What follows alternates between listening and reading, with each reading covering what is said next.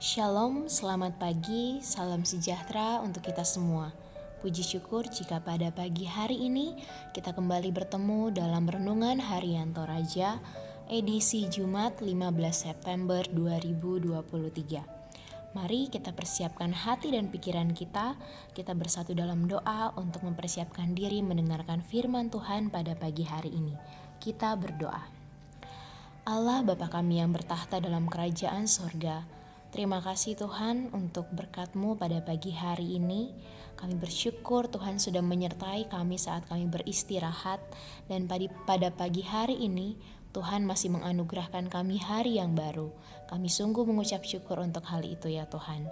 Dan pada saat ini kami akan mendengarkan dan merenungkan sebagian dari firman-Mu. Kiranya Tuhan menolong kami sehingga kami mampu memahami firman yang akan diberitakan pada pagi hari ini, sehingga firman ini Tuhan boleh menjadi suluh dan pedoman bagi kami menjalani hari ini bahkan seterusnya. Berfirmanlah ya Tuhan, karena kami telah siap untuk mendengarkan. Amin. Mari kita siapkan pembacaan kita dari Roma 14 ayatnya yang ke-13 hingga ayatnya yang ke-23. Roma 14 ayat 13 sampai 23. Karena itu, janganlah kita saling menghakimi lagi, tetapi lebih baik kamu menganut pandangan ini. Jangan kita membuat saudara kita jatuh atau tersandung.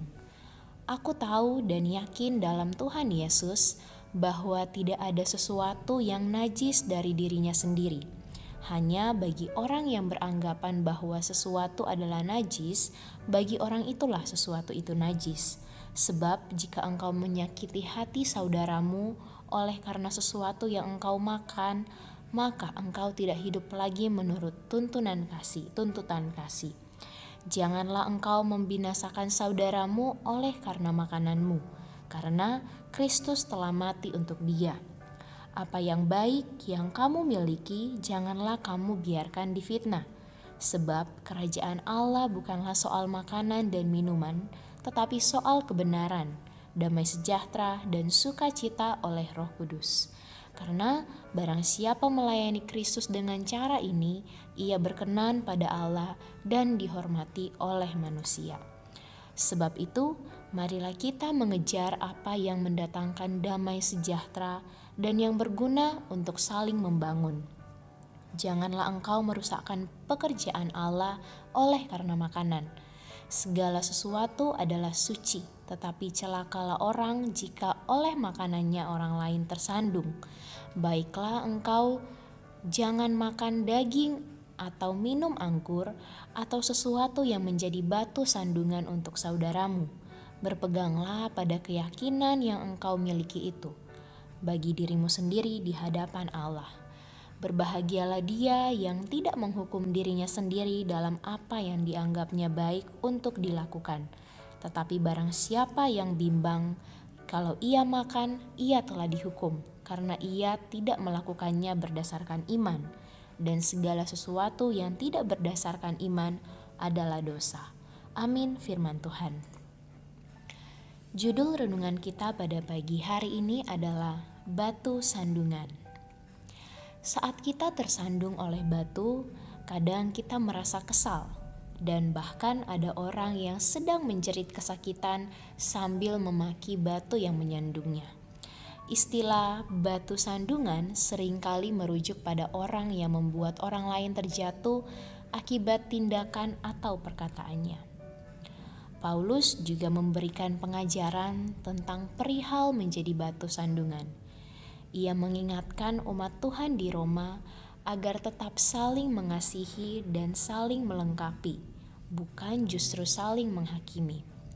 Paulus mengingatkan agar mereka tidak membuat sekat-sekat antara yang kuat dan yang lemah. Apalagi hanya karena persoalan makanan, lalu terjadi pertentangan dan saling menghakimi. Baginya sangat penting menghormati pandangan orang lain dan tidak memaksakan pandangan dan keinginan untuk diikuti orang lain.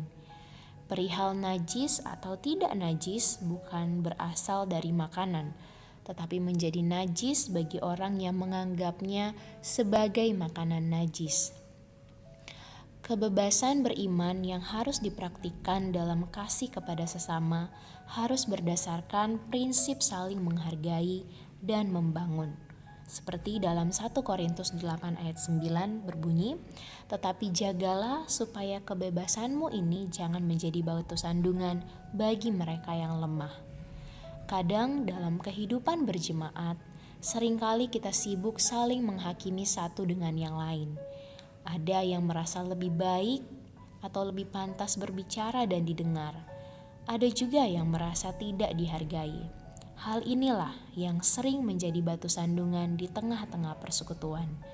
Karena itu, baiklah kita saling memedulikan satu sama lain dan terus merawat persekutuan tanpa ada sekat antara satu dengan yang lain.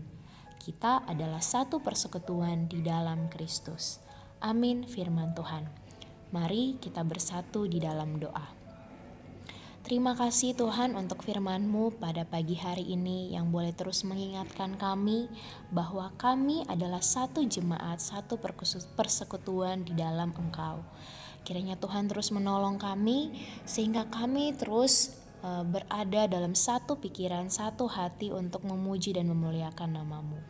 Jauhkan kami Tuhan dari sikap saling menjatuhkan satu sama lain.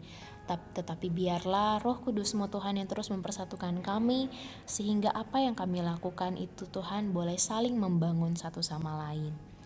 Tuhan, pada saat ini kami mau berdoa untuk setiap kami, pribadi lepas pribadi yang mungkin dalam kelemahan tubuh, kiranya Tuhan datang menolong kami, memberikan kami kesembuhan, pemulihan yang asalnya daripada-Mu. Berkati juga kami Tuhan yang saat ini mungkin dalam pergumulan besar atau kecil, kiranya Tuhan terus menolong kami, berikan kami suatu pengharapan Tuhan bahwa hal ini bisa kami lewati bersama-sama dengan Engkau. Dan biarlah kami boleh terus menaruh harap hanya kepada-Mu ya Tuhan. Berkati aktivitas kami dari pagi hari ini bahkan seterusnya Tuhan, semuanya kami mau serahkan ke dalam tangan pengasihan-Mu. Kiranya apapun yang kami kerjakan hari ini, apapun yang kami lakukan Tuhan, itu boleh mencerminkan sebagai murid Kristus, dan itu semua Tuhan boleh kami bawa sebagai suatu kemuliaan bagi nama-Mu ya Tuhan. Ampuni salah dan dosa kami ya Tuhan, di dalam nama Tuhan Yesus kami berdoa dan mengucap syukur. Haleluya. Amin. Demikian renungan kita pada pagi hari ini. Selamat beraktivitas. Tuhan Yesus memberkati. Shalom.